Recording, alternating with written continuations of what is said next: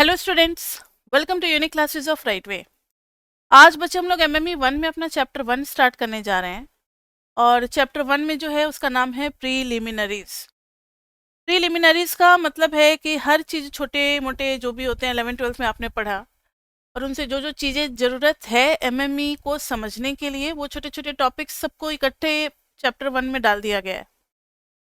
Chapter 1 से भी exam में क्वेश्चंस आता है जो इनइक्वलिटीज होती हैं उसके ऊपर, इफ एंड ओनली इफ जो लॉजिकल बातें हैं उनके ऊपर, दो से तो क्वेश्चन आता ही आता है। और एक सेट थ्योरी से भी कभी कभी आ जाता है, बट सर्टेन है कि इनइक्वलिटीज आएगा ही आएगा, लॉजिक से भी आएगा ही आएगा। तो सबसे पहले चैप्टर 1 में जो टर्म्स, इसमें थोड़ी थ्योरी भी आपको लिखनी पड़ेगी चैप्टर 1 में, छोटे छोटे टॉपिक्स है, थ्योरेटिकल भी हैं। तो पहला वर्ड है जो कि आपको जानना है, प्रोपोजिशंस। प्रोपोजिशंस नाम सुना है कभी आपने?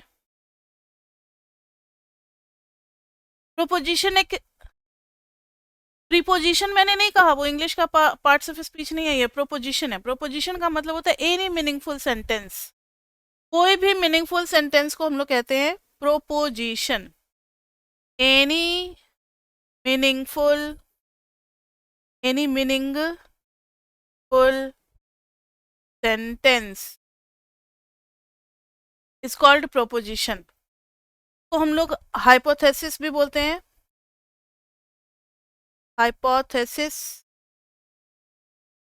स्टेटमेंट भी बोलते हैं, ठीक है। सेंटेंस भी बोल सकते हैं, लाइक दिस वे। सबका मीनिंग एक ही है। जैसे मैंने कहा sun rises in the north, देखो मीनिंग तो क्लियर है कि एक सन है जो कि राइज करता है, राइज करने का भी मीनिंग क्लियर है। नॉर्थ भी पता है कि एक डायरेक्शन है। आप कहोगे ना मैम आपने गलत बोला, sun rises in the east होना चाहिए, मैंने नॉर्थ बोला। भाई sun rises in the north का भी एक मीनिंग निकल रहा है, sun rises in the east का भी मीनिंग एक निकल रहा है। ये अलग बात है कि कोई प्रोपोजिशन सही है और कोई प्रोपोजिशन क्या है, गलत है। तो ये बाद की बात है कि हम उसको चेक करेंगे वेदर इट इज करेक्ट और नॉट। लेकिन प्रोपोजिशन का अभी तो फिलहाल मीनिंग इतना ही है कि कोई भी मीनिंगफुल सेंटेंस को हम लोग बोलेंगे प्रोपोजिशन, ठीक है। एक एग्जांपल के तौर पे, जितने भी इंडिविजुअल्स ब्रीथ कर रहे हैं वो अलाइव हैं। All individuals who are breathe are alive. उल्टा भी है, जितने भी अलाइव हैं वो सब भी क्या कर रहे हैं, ब्रीथ कर रहे हैं। ये दोनों साइड से प्रोपोजिशन क्या हो गया, ट्रू हो गया।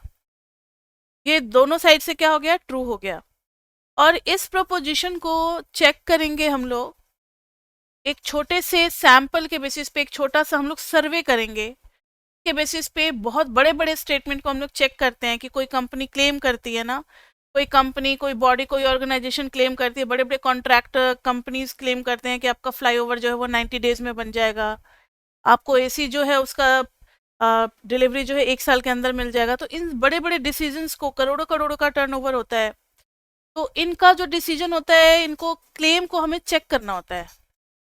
तो वो सभी स्टैटिस्टिक्स पढ़ करके एमबीए में भी पढ़ाया जाता है, इकोनॉमिक्स में भी पढ़ाया जाता है स्टैटिस्टिक्स। तो उसमें एक टर्म आता है हाइपोथेसिस टेस्टिंग। हाइपोथेसिस टेस्टिंग, उसमें आपको बताया जाएगा कि किसी भी क्लेम को कैसे चेक करना है, वेदर इट इज ट्रू और false, on the basis of small survey done on it. जो भी आप उसके ऊपर सर्वे करोगे, उस सर्वे के बेसिस पे आपको डिसीजन लेना होगा कि कंपनी का क्लेम सही है या गलत है। ये सब हम लोग स्टैटिस्टिक्स में पढ़ेंगे, स्टैट्स 2 में पढ़ेंगे, ठीक है। अभी नहीं पढ़ना हमें। Both breathe are alive, the person who is breathing is alive, ये है सेंटेंस। इसका उल्टा भी सही होगा, जो अलाइव है वो भी ब्रीथ कर रहा है, यानी बोथ साइडेड सही है। जो ब्रीथ कर रहा है वो अलाइव है, और जो अलाइव है वो भी ब्रीथ कर रहे हैं। ऐसा ही एक टर्म और है इम्प्लीकेशन। इम्प्लीकेशन सबको पता होगा, बचपन में पहली बार जब एग्जाम होता होगा मैथ्स का तो मार्क्स इसी में कटते होंगे सब। इम्प्लीकेशन, इम्प्लीकेशन में याद दिला दें मार्क्स कहाँ कटते थे। 2x इज इक्वल टू 4, तो x इज इक्वल टू 2 लिख दिया, मार्क्स कट गया। कि टीचर कहते थे ये वाला एरो कहाँ बनाया, इम्प्लाइज डैट। इम्प्लाइज डैट का जो एरो बनाते थे, इसका मतलब होता था ये नहीं कि नए सेंटेंस में स्टार्ट करना है, नए लाइन में तो एक इम्प्लाइज डैट का एरो बना देंगे। बहुत बच्चों को तो अभी तक यही लगता होगा।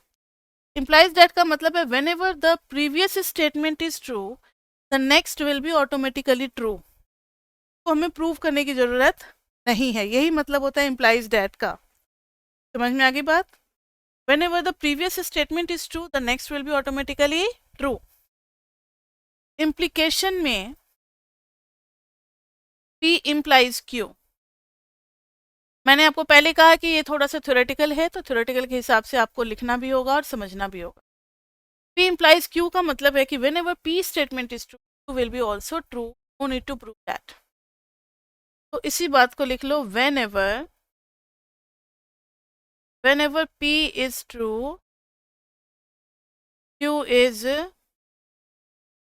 also true.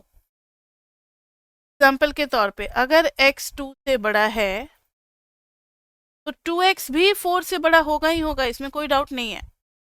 इम्प्लाइज दैट इधर का सही है। अगर x 2 से बड़ा है, x स्क्वायर भी 4 से बड़ा होगा ही होगा। बट ध्यान से देखना, अगर x स्क्वायर 4 से बड़ा है तो क्या x 2 से बड़ा होगा? अगर x स्क्वायर 4 से बड़ा है तो क्या x 2 से बड़ा होगा? ये हमें देखना है। तो बच्चे क्या x 2 से बड़ा होगा? देखो एग्जाम्पल के तौर पे अगर x हम -3 ले लें का तो स्क्वायर जो है वो 4 से बड़ा है ना, 9 है, 4 से बड़ा है। But -3 is not greater than 2, यानी ये वन साइडेड इम्प्लीकेशन एरो है। ये क्या है? वन साइडेड इम्प्लीकेशन एरो है। सिर्फ LHS से RHS जाएगा, RHS से LHS नहीं जाएगा। समझ में आई बात? वन साइडेड इम्प्लीकेशन एरो, यानी x स्क्वायर अगर 4 से बड़ा है तो it doesn't imply x is greater then, यहाँ पे वन साइडेड इम्प्लीकेशन एरो है। अब टू साइडेड इम्प्लीकेशन एरो का क्या एग्जाम्पल होगा? लाइक अगर 3x + 5 = 10 है तो 3x = 10 - 5 5, x = 5/3। ये बोथ साइडेड इम्प्लीकेशन एरो होगा कि अगर x की वैल्यू 5/3 है, दोनों 3 से मल्टीप्लाई करेंगे तो 5 बच जाएगा। दोनों साइड अगर 5 ऐड करेंगे तो 10 ही आएगा। दोनों साइड से चेक कर लिया, सही है। ठीक है, तो ऐसे टू साइडेड इम्प्लीकेशन एरो भी हो सकते हैं। के बाद जो टर्म है वो आपको जानना है थ्योरम। थ्योरम तो बचपन से पढ़ते चले आ रहे हो मैथमेटिक्स में। थ्योरम का मतलब क्या होता है बताओ? थ्योरम का मतलब क्या होता है बताओ जल्दी। एनी प्रूफ नहीं, वेरी इंपॉर्टेंट या फ्यू वेरी इंपॉर्टेंट स्टेटमेंट को हम लोग कहते हैं theorem. Very important statement. Fan is moving, ये कोई थ्योरम नहीं होगा। AC इज रनिंग, ये कोई थ्योरम नहीं होगा। ट्रायंगल हैज 3 साइड्स, ये कोई थ्योरम नहीं है। ये तो एक्सियम है, ये सबको पता है कि ट्रायंगल है तो 3 साइड्स होंगे ही होंगे। But sum of all the angles inside a triangle is 180 degree, ये एक थ्योरम है, इसको प्रूव किया जा सकता है। ठीक है, तो कुछ ही जो बहुत इंपॉर्टेंट स्टेटमेंट होते हैं उनको हम लोग क्या कहते हैं? थ्योरम। और हर थ्योरम को प्रूव करने के लिए कुछ प्री फैक्ट्स की जरूरत होती है, जो पहले से हमें पता होता है, basic facts. Those facts are called premises. ये टर्म सब है आपके MME में जो यूज होंगे, इसलिए याद रखना है आपको। Premises, premises is already known facts, already known facts useful for proving any theorem। उसके बाद से कंक्लूजन। कंक्लूजन तो सबको पता है, कंक्लूजन में क्या आएगा? रिजल्ट आएगा। क्या आएगा? रिजल्ट आएगा कि क्या कंक्लूड कर रहे हैं हम लोग। जैसे P अगर implies that Q लिखा है तो P is called premises and Q is called conclusion।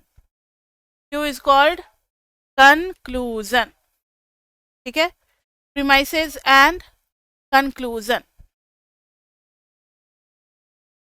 अब ये प्रीमाइसेस कंक्लूजन के बाद हमें मेथड्स ऑफ प्रूफिंग करना है। प्रोपोजिशन में क्या है, कोई भी मीनिंगफुल सेंटेंस को प्रोपोजिशन बोलते हैं, कोई भी। जैसे ये देखो, मैथमेटिक्स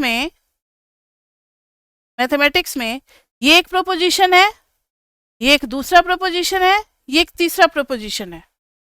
सेंटेंस हो गया ना, इक्वेशन भी तो एक मैथमेटिकल सेंटेंस ही होता है। इक्वेशन जो लिखते हैं वो भी तो मैथमेटिक्स के टर्म्स में एक सेंटेंस ही है, तो उसको प्रोपोजिशन बोलेंगे। कोई लैंग्वेज को भी प्रोपोजिशन बोलेंगे, मैथमेटिकल स्टेटमेंट को भी प्रोपोजिशन बोलेंगे। समझ में आ गई बात? ठीक है। अब है method of proofing. Method of proofing 3 method है, तीनों मेथड को आपको सीखना है। पहला है डायरेक्ट मेथड, अभी आपको याद आ जाएगा, जो आप 10th क्लास में ट्रिगो का प्रूफ करते थे ना 11th 12th में, वो भी याद आ जाएगा। Indirect method,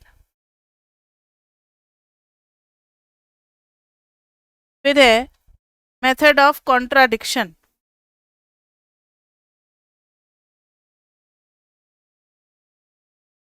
method of contradiction,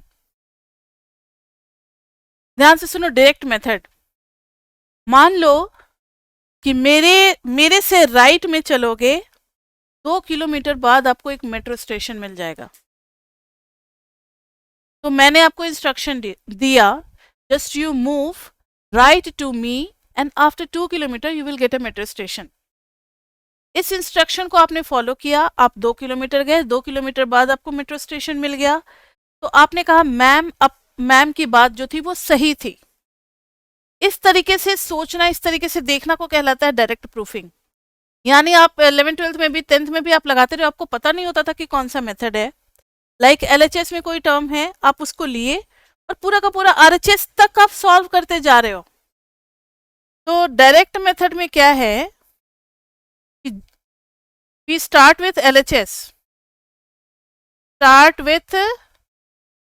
LHS और proceed till we get RHS।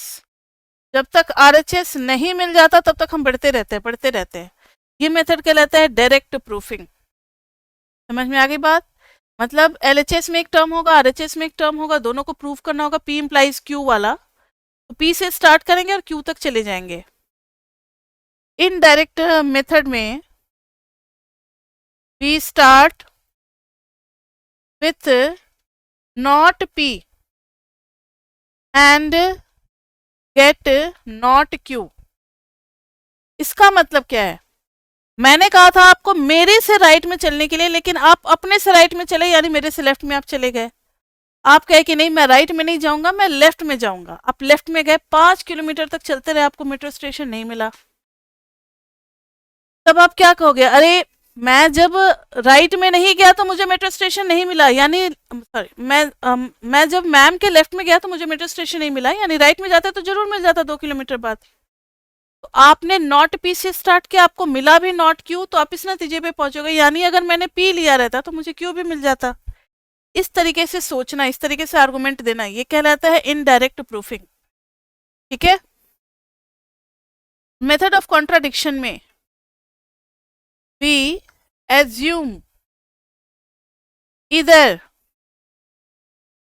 P implies not Q या फिर not P implies Q। P implies not Q या फिर नॉट P implies Q, इस तरीके से चलते हैं। एंड वी गेट कॉन्ट्राडिक्शन,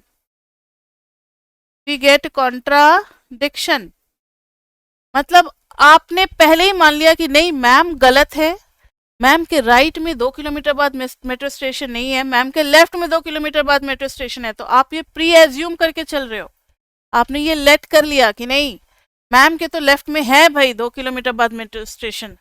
फिर जब बंदा चेक करने गया तो उसको नहीं मिला, तो वो कहेगा अरे आपने जो माना था वो तो गलत है, यानी मैम की बात क्या है, सही है। इस तरीके से प्रूव करना कहलाता है मेथड ऑफ कॉन्ट्राडिक्शन। ठीक है। तो इन तीनों मेथड को हम लोग, मेथड ऑफ कॉन्ट्राडिक्शन में हम लोग गलत चीज मानते हैं, जो चीज प्रूव करना है उसका ऑपोजिट मान लेते हैं। ठीक है, कि नहीं भाई सारे पी क्यू की तरफ क्यों जाएंगे, पी जो है वो नॉट क्यू की तरफ भी जा सकता है, या कोई दूसरा पी भी उस क्यू की तरफ जा सकता है अदर देन दिस स्टेटमेंट। तो फिर बाद में आता है कि नहीं ये गलत है जो आपने एज्यूम किया है। ऐसा हम लोग करते थे ना, रूट टू को प्रूव करना इरेशनल, ऐसे बहुत सारे क्वेश्चन होते थे कि हम लोग एज्यूम करके चलते थे, लास्ट में कॉन्ट्राडिक्शन अराइज कर जाता था, कुछ मैथमेटिकली रॉन्ग स्टेटमेंट आ जाता था, फिर हम कहते थे कि ये पॉसिबल नहीं है इसलिए ये गलत है। तो इसका मतलब जो हम, हाँ हाँ हाँ यहाँ भी है, root two is an irrational number, उसको हम लोग प्रूव करेंगे। यहाँ एमएमई में भी है, अभी थोड़ी देर में करते हैं। ठीक है, अभी आप पहले देखो एक क्वेश्चन को करते हैं हम लोग। एग्जाम्पल है, use 3 different methods, use 3 different methods to prove that minus x square plus 5x minus 4 is greater than 0 implies that x is greater than 0। पहला करने जा रहे हैं बच्चे हम लोग डायरेक्ट मेथड, पहला करने जा रहे हैं डायरेक्ट मेथड। डायरेक्ट मेथड में यहाँ देखो, एलएचएस में एक स्टेटमेंट है, एक स्टेटमेंट आरएचएस में है। एलएचएस वाले को पी नाम देंगे, आरएचएस वाले को क्यू नाम देंगे। अब हम स्टार्ट करेंगे किससे, पी से। तो start with minus x square plus 5x minus 4 is greater than 0। अब इससे हमें पहुंचना है आरएचएस तक। कहाँ पहुंचना है, आरएचएस तक पहुंचना है। धीरे धीरे, इसका मतलब है मुझे सिर्फ ये x चाहिए, बाकी की चीजें नहीं चाहिए, बाकी की चीजें नहीं चाहिए, हमें सिर्फ ये x चाहिए। तो दोनों साइड हम लोग एक्स स्क्वायर को ऐड कर देंगे, ध्यान से देखो। और adding any quantity on both side of inequality does not change its sign. आप ऐड करो या सब्ट्रैक्ट करो सेम चीज को दोनों साइड, तो उससे इनइक्वालिटी पे कोई फर्क नहीं पड़ता। ये तो सबको पता है बचपन से, इनइक्वालिटी में दोनों साइड सेम चीज ऐड और सब्ट्रैक्ट करने से फर्क नहीं पड़ता, फर्क पड़ता है नेगेटिव से मल्टीप्लाई या डिवाइड करने से। ठीक है, अब उससे क्या हो गया कि एक्स स्क्वायर कैंसिल हो गया। अब हमारे पास रिड्यूस होकर के आ गया 5x minus 4 is greater then x square. लेकिन मुझे ये भी नहीं चाहिए, -4 भी नहीं चाहिए, तो धीरे धीरे -4 को हटाएंगे। तो 5x माइनस 4 प्लस 4 कर देंगे is greater then x square plus 4। अब ये +4 -4 कैंसिल हो गया, 5x is greater then x square plus 4 आ गया। अब मुझे 5x भी नहीं चाहिए, मुझे सिर्फ x चाहिए। 5 से डिवाइड कर दिया दोनों साइड। अब पॉजिटिव से डिवाइड किया है इसलिए साइन नहीं चेंज होने वाला। तो यहां से मिल गया हमें x is greater then x square plus 4/5। अब आप मुझे बताएं कि एक्स स्क्वायर जो है वो हमेशा पॉजिटिव होगा या फिर ज्यादा से ज्यादा 0 हो सकता है, नेगेटिव तो नहीं होगा। अगर 0 भी हो गया इन एक्सट्रीम केस, 4 के साथ ऐड होकर के 4 ही देगा, और 5 से डिवाइड करेंगे तो भी पॉजिटिव ही देगा। इसका मतलब है कि x तो सारे पॉजिटिव होंगे ही होंगे बच्चे। तो LHS से स्टार्ट किया और RHS तक पहुंच गए, हेंस प्रूव्ड। समझ में आई बात। इस तरीके को हम लोग कहते हैं डायरेक्ट मेथड। इस तरीके को क्या कहते हैं, डायरेक्ट मेथड। समझ में आ गई बात।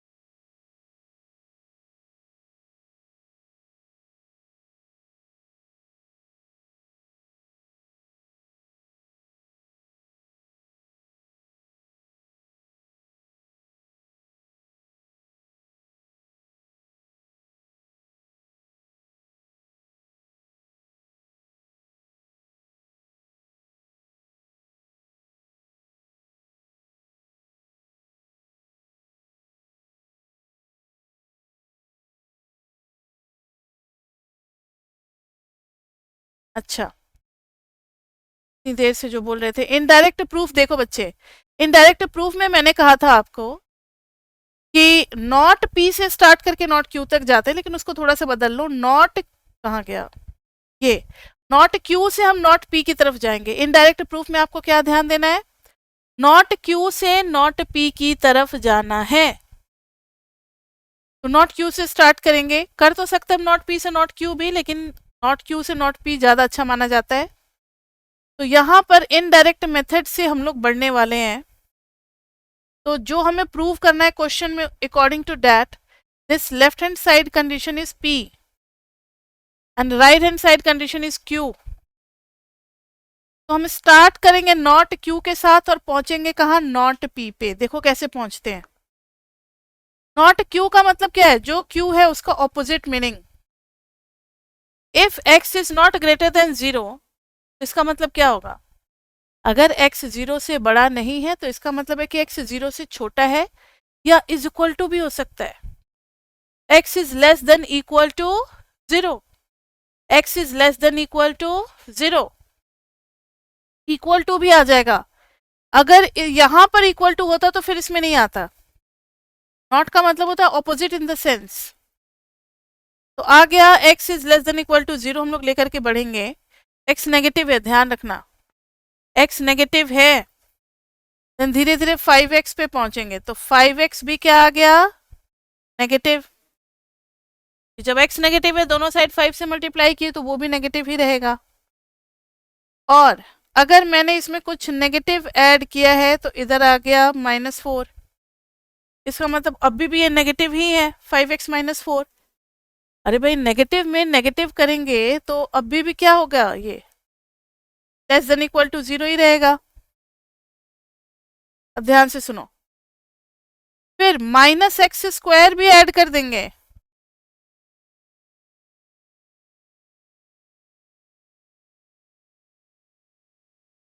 -x² भी ऐड कर देंगे तो भी बच्चे नेगेटिव ही रहेगा, less than equal to 0, which implies कि -x² plus 5x -4 is less than equal to 0, which is equal to not p।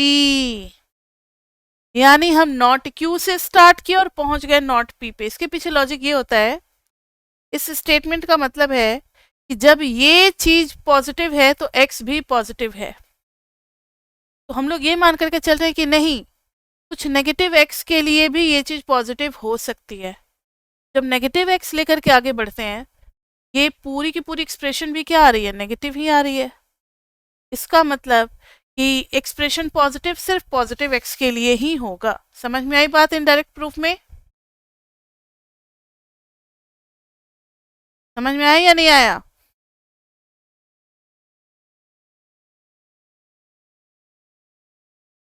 फिर से बताना है। आपकी वॉइस नहीं आ रही बच्चे, आपने क्या बोला?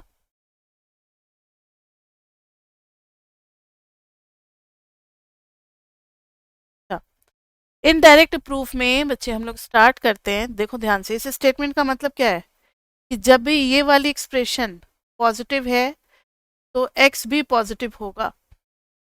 तो हम सोचते हैं कि नहीं, कुछ नेगेटिव x भी तो दे सकता है पॉजिटिव, जरूरी थोड़ी है कि हर बार x पॉजिटिव ही होना चाहिए। तो हम वो कोशिश कर रहे हैं, नेगेटिव x लेकर के बढ़ रहे हैं, लेकिन जब नेगेटिव x लेकर के बढ़ रहे हैं तो पूरा का पूरा एक्सप्रेशन ही नेगेटिव आ गया। यानी नेगेटिव x पे एक्सप्रेशन भी नेगेटिव है, इसका मतलब है कि पॉजिटिव x पे ही एक्सप्रेशन भी क्या होगा, पॉजिटिव होगा। समझ में आई बात? अब ये जो करने का तरीका है, x नेगेटिव है तो 5x से मल्टीप्लाई करेंगे तो भी नेगेटिव, माइनस करेंगे तो भी नेगेटिव, -x² करेंगे तो भी नेगेटिव। ये तो क्लियर होगा मेरे ख्याल से। तो not q as not q implies not p is same as p implies q। समझ में आई बात?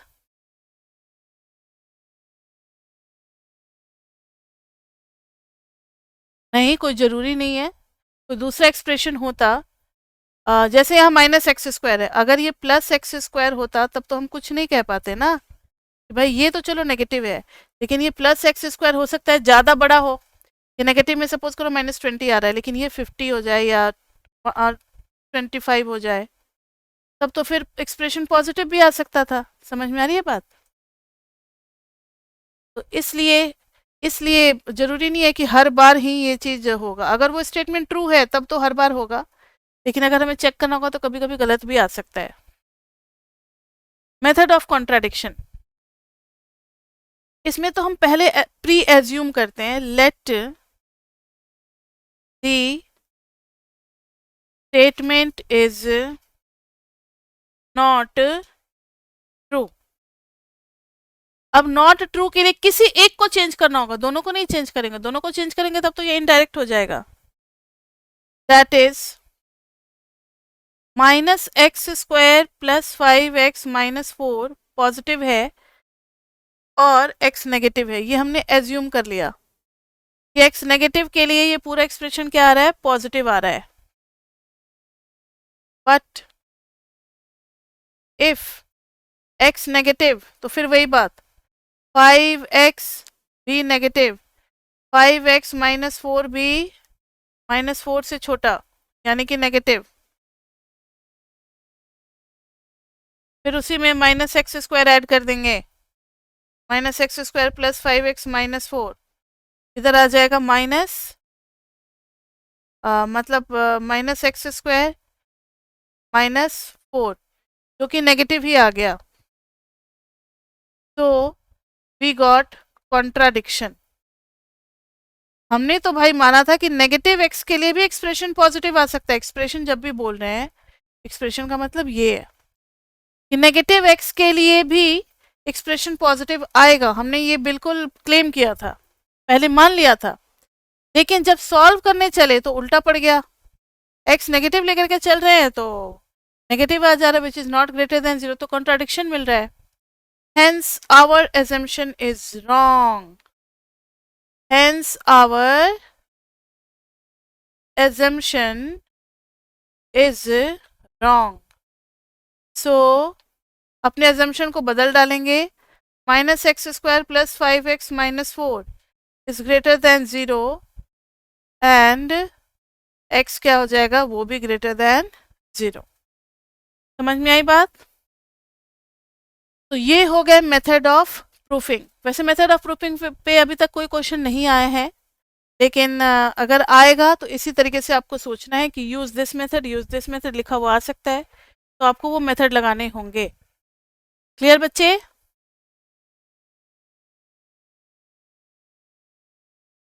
ये आया सबको समझ में? तो ये तीनों मेथड आपको बिल्कुल अच्छे से ध्यान में रख लेना है। अब एक क्वेश्चन आपने हो सकता है 9th 10th में पढ़ा होगा, 8th 9th 10th में कभी, वो फिर से एक बार करते हैं, मैं सिर्फ मेथड सीखने के लिए। Prove that √2 is an irrational number।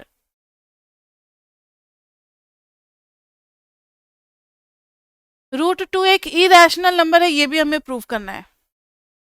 Rational number की क्या पहचान होती है बच्चे? कोई भी एक रैशनल नंबर बोल दो, जैसे 12/15, ये एक रैशनल नंबर है।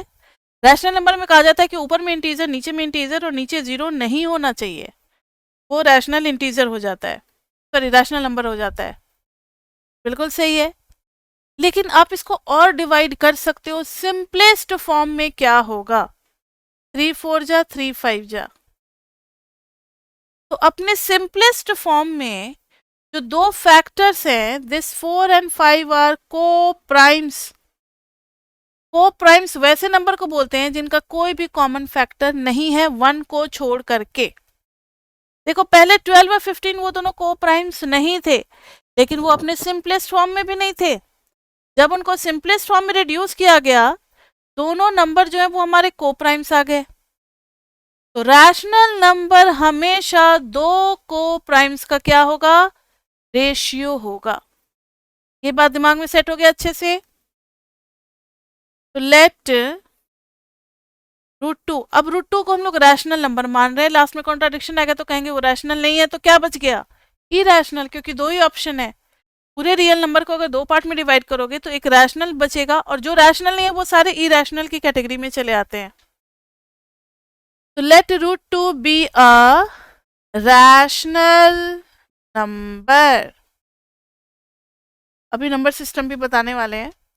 Late root 2 be a rational number, then root 2 को हम लिख सकते हैं p बाई क्यू के फॉर्म में, where p q both are integers and q is not equal to 0। एक और बात, and p q are co primes,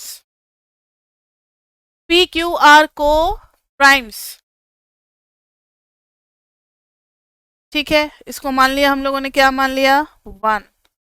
अब स्क्वायरिंग, स्क्वायर करके देखना क्या मिलता है, 2 is equal to P square upon क्या मिलेगा, Q square, which implies P square is equal to 2 into Q square, which implies कि पी स्क्वायर इज इवन।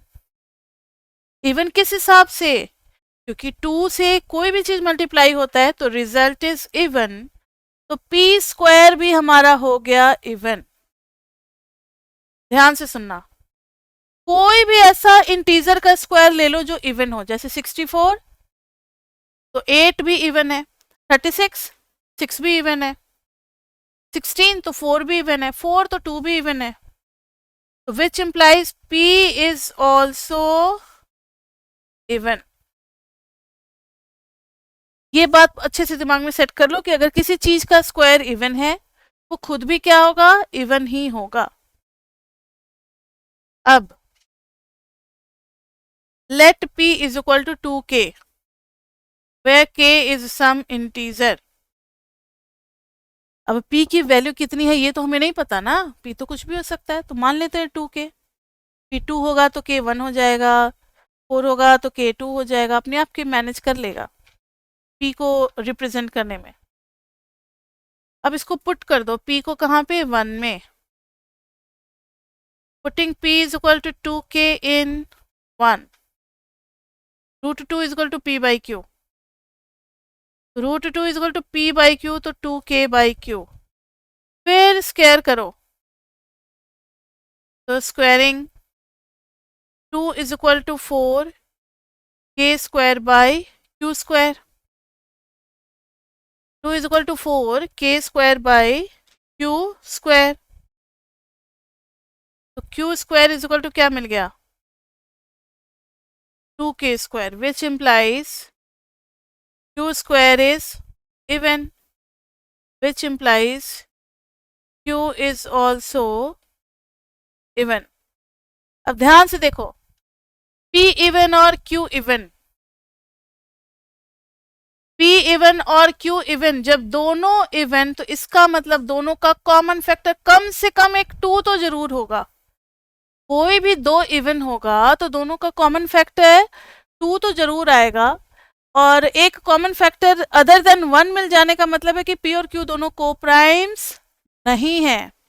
अगर दोनों इवन होंगे तो दोनों को प्राइम्स नहीं है, क्योंकि दोनों का कॉमन फैक्टर कुछ और भी निकल करके आ रहा है जो कि 1 नहीं है। समझ में आई बात? इसी बात को लिखने वाले हैं, सिंस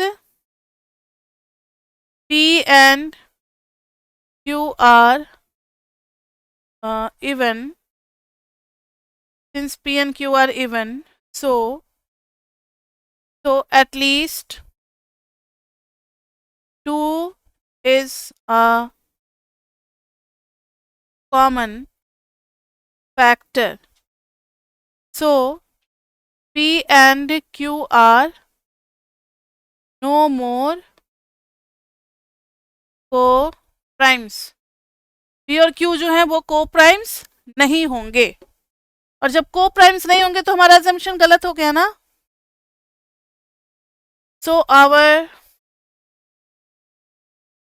assumption is wrong। और हमारा assumption था क्या, हमारा assumption क्या था कि p और q, देखो ना, p और q दोनों को प्राइम्स है, तो रूट 2 एक रैशनल नंबर है, इसका मतलब है कि रूट 2 एक इरैशनल नंबर है। तो √2 is an irrational number. Rational number नहीं है, वो क्या आ गया, इरेशनल नंबर आ गया। तो आपको ये याद हो गया होगा, मेथड पहले भी आपने कर रखा है 9th-10th में, तो याद आ गया होगा। तो इनके स्टेप्स पे ध्यान देना। एक प्री एजम्पशन कर लेना है, फिर मैथमेटिकली बढ़ेंगे आगे, कुछ ना कुछ कॉन्ट्राडिक्शन अराइज कर जाएगा, इसलिए हमारा एजम्पशन गलत है। इस तरीके से हम लोग इसको प्रूव कर सकते हैं। इसके बाद अभी जो मैंने आपको पढ़ाया था उसमें एक और टॉपिक है। अगर नोट में लिख लें, ध्यान से देखो, अगर P इम्प्लाइज Q है तो इसको स्टेटमेंट में कैसे, लैंग्वेज में कैसे बोलते हैं? P is true only if Q is true. इस पे क्वेश्चन आता है बच्चे। एरो देखो, एरो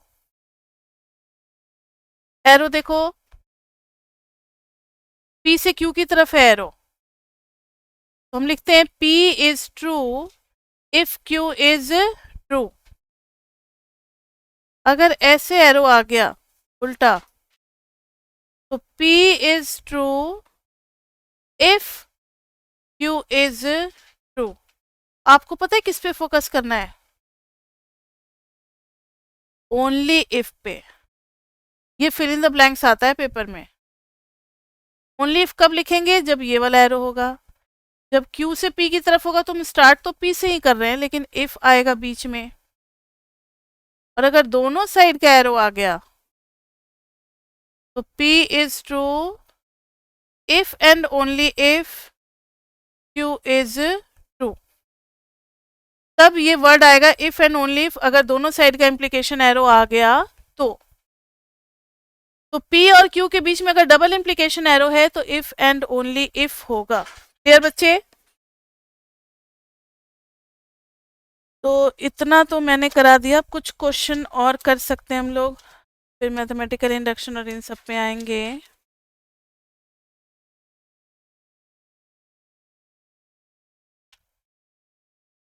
हाँ, एक और चीज बताना, सफिशिएंट और नेसेसरी कंडीशन। नोट 2,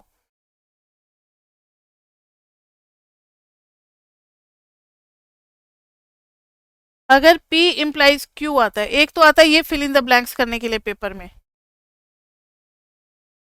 एक और आता है नेसेसरी और सफिशिएंट कंडीशन लिखने के लिए। अगर P इम्प्लाइज Q है तो P को हम बोलते हैं सफिशिएंट और Q को क्या बोलते हैं? नेसेसरी। ये याद रखना है, मतलब एरो जहां से स्टार्ट होता है दैट इज सफिशिएंट, और जो कंक्लूजन होता है उसको बोलते हैं नेसेसरी। अब अगर ऐसे है P एंड Q, तो बोथ नेसेसरी सफिशिएंट, ये भी नेसेसरी सफिशिएंट। समझ में आ गई बात? अगर ऐसे आ गया P Q, तो ये हो गया सफिशिएंट और तब ये हो जाएगा नेसेसरी। ये आपके दिमाग में दोनों सेट होने चाहिए। तो अब एक क्वेश्चन करने जा रहे हैं हम लोग। किसी को कुछ पूछना है? आपके असाइनमेंट का क्वेश्चन नंबर 15 है। किसी को कुछ पूछना है बच्चे तो अभी तक पूछ सकते हो, नहीं तो फिर हम लोग क्वेश्चन करेंगे।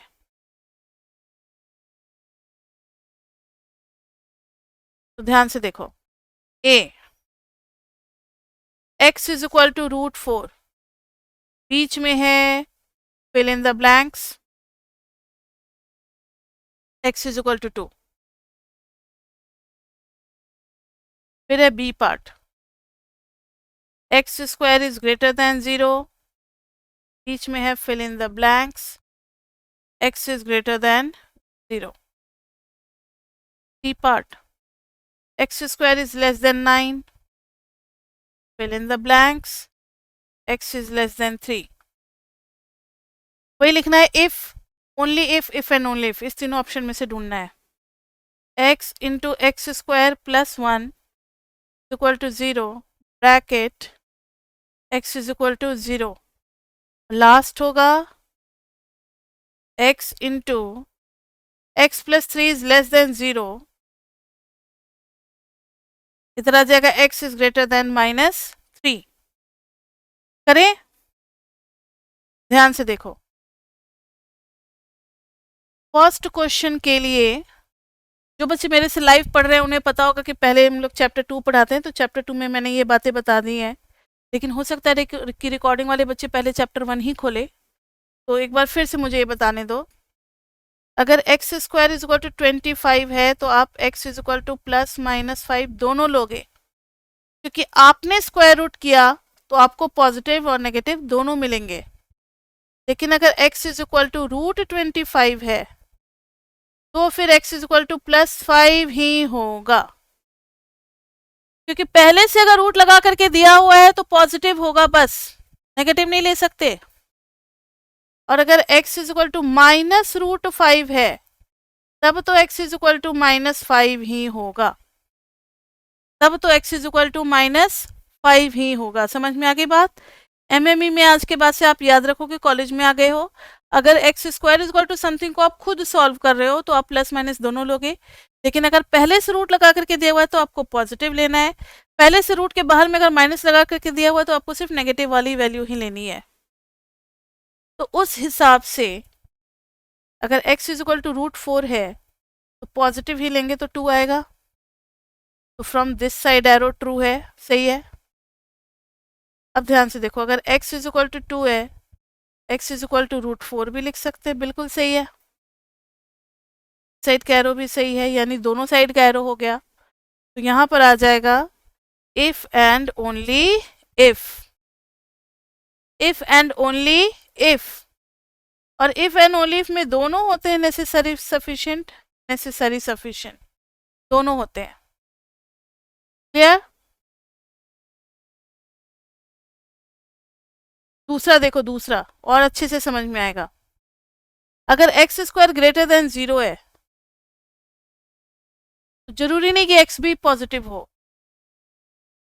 फॉर एग्जाम्पल अगर एक्स इज इक्वल टू -2 ले लें, -2 का तो स्क्वायर ग्रेटर देन 0 है, but -2 is not greater than 0। इस साइड वाला स्टेटमेंट हो गया गलत, काट दो लिख करके। मतलब अगर सबका स्क्वायर पॉजिटिव है तो जरूरी नहीं कि वो खुद भी पॉजिटिव हो। लेकिन अब उल्टा चलो, अगर x पॉजिटिव है, एक्स स्क्वायर तो डेफिनेटली पॉजिटिव होगा। अगर x पॉजिटिव है तो एक्स स्क्वायर डेफिनेटली पॉजिटिव होगा। तो यहां पर कौन सा आना चाहिए वो वर्ड बताओ। ये तो बच्चे हो गया सफिशिएंट कंडीशन। और हाँ जी, इफ आएगा।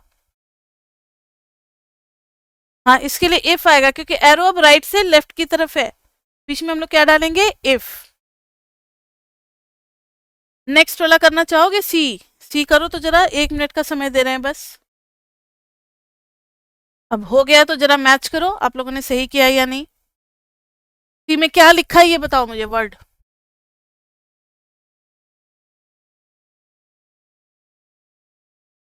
लीव, ठीक है। यहाँ देखो, अगर एक्स स्क्वायर 9 से छोटा है, क्या सारे एक्स 3 से छोटे ही होंगे? यहाँ देख लो, इसको हम लोग इधर लेते आएंगे, x square -9 is less then 0। ये टूटेगा x -3 और x + 3 में, विच इज लेस देन 0। तो जब आप साइन डायग्राम बनाओगे तो -3 और +3। अब अगर 3 से बड़ी कोई वैल्यू ले लेते हो तो ये पॉजिटिव, -3 और 3 के बीच में अगर 0 डालते हो तो नेगेटिव, और -3 से छोटी लेते हो तो पॉजिटिव। हमें नेगेटिव वाला रीजन चाहिए, यानी हमारे सारे x -3 से 3 के बीच में है, सारे x -3 से 3 के बीच में है। इनका भी कहना अपनी जगह सही है कि अरे भाई सारे x तो आपके 3 से छोटे ही होंगे। अगर सबकी सैलरी 10 से 15,000 के बीच में है तो सबकी सैलरी 15,000 से कम ही है ना, वही चीज हो गई। सबकी सैलरी अगर 10 से 15 के बीच में है तो सबकी सैलरी 15,000 से कम हो गई। तो from this side it is true. लेकिन सबकी सैलरी अगर 15,000 से कम है तो क्या सैलरी मतलब उल्टा चल रहा है ना हम लोग। सबकी सैलरी अगर 15,000 से कम है तो क्या सबकी सैलरी 10,000 से भी कम है? जरूरी नहीं, हो सकता उससे भी बड़ा हो। नहीं समझे मेरी बात तो ध्यान से सुनो। अब हमें कोई ऐसा x ढूंढना है जो कि 3 से छोटा है लेकिन उसका स्क्वायर 9 से छोटा नहीं है। ये मिल गया आपको जवाब इधर। Let x is equal to -4, -4 का स्क्वायर करेंगे तो ये कितना आ जाएगा 16, जो कि 9 से क्या है, छोटा नहीं है। लेकिन -4 तो 3 से छोटा है, तो हर वो x जो 3 से छोटा है जरूरी नहीं कि उसका स्क्वायर भी 9 से छोटा ही हो, ये लिख करके काटना पड़ेगा। और जब लेफ्ट टू राइट वाला एरो होता है तो हम लोग लिखते हैं only if. Left to right है तो ये हो गया सफिशिएंट, ये हो गया नेसेसरी। जहां से ओरिजिन होता है एरो का वो कहलाता है सफिशिएंट, जहां पॉइंटर होता है जिस डायरेक्शन में वो कहलाता है नेसेसरी। नेक्स्ट भी आपने कर लिया होगा तो ध्यान से देखें।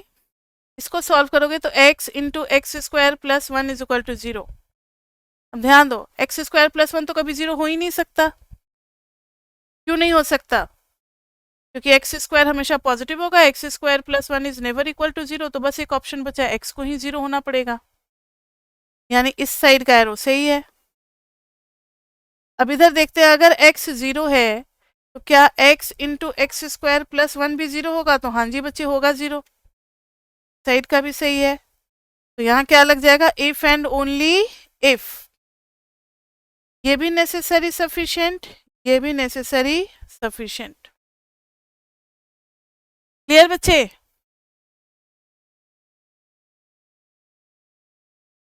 नेक्स्ट वाला भी आप लोग खुद कर सकते हो, खुद कर सकते हो। इसमें देखना x इज इक्वल टू 0 मिलेगा, एक x इज इक्वल टू -3 मिलेगा।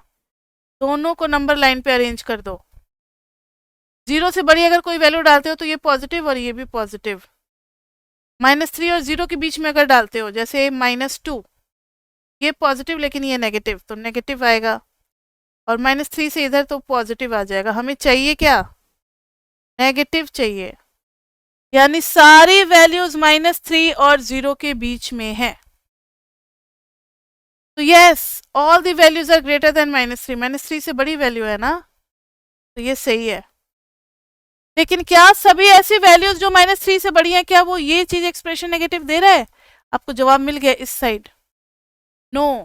क्यों? एज x ले लोगे आप, नो हटा दो, x ले लो आप, कुछ भी 1 ले लो, तो वो तो -3 से बड़ा है, बट 1 इंटू 1 प्लस 3 करोगे तो ये आ रहा है 4, which is not less than 0। इस साइड का एरो क्या हो गया? गलत। इस साइड का एरो क्या हो गया? गलत। तो इसमें हम लोग क्या लिखेंगे? लेफ्ट टू राइट के लिए क्या लिखते हैं?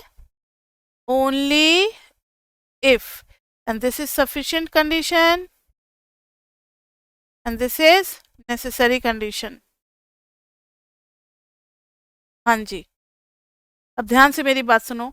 आज के क्लास में तो इतना ही पढ़ाएंगे, नेक्स्ट क्लास में हम लोग नया टॉपिक स्टार्ट करेंगे, क्लास 2। लेकिन मुझे कुछ अनाउंसमेंट देना है इंपॉर्टेंट, ध्यान से सुनो। चैप्टर 1 देखो, आज हमने बहुत इंपॉर्टेंट टॉपिक किया है और इस एग्जाम में एक क्वेश्चन पक्का आना ही आना है, 4 to 5 मार्क्स का।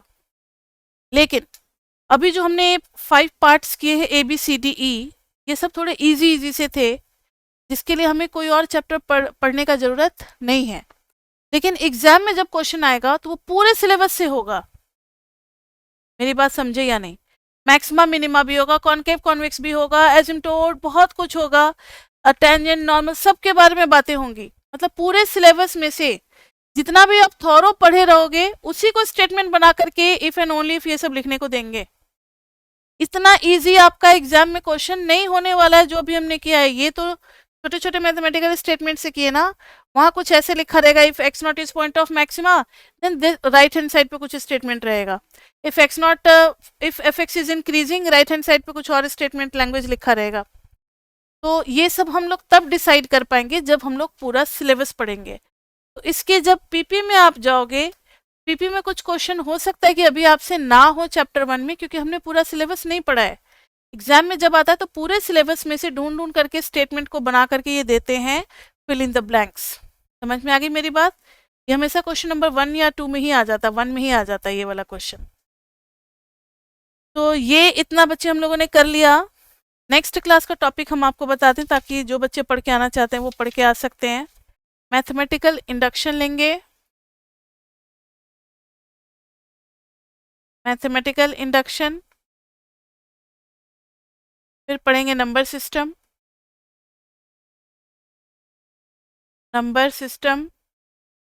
इनइक्वलिटीज,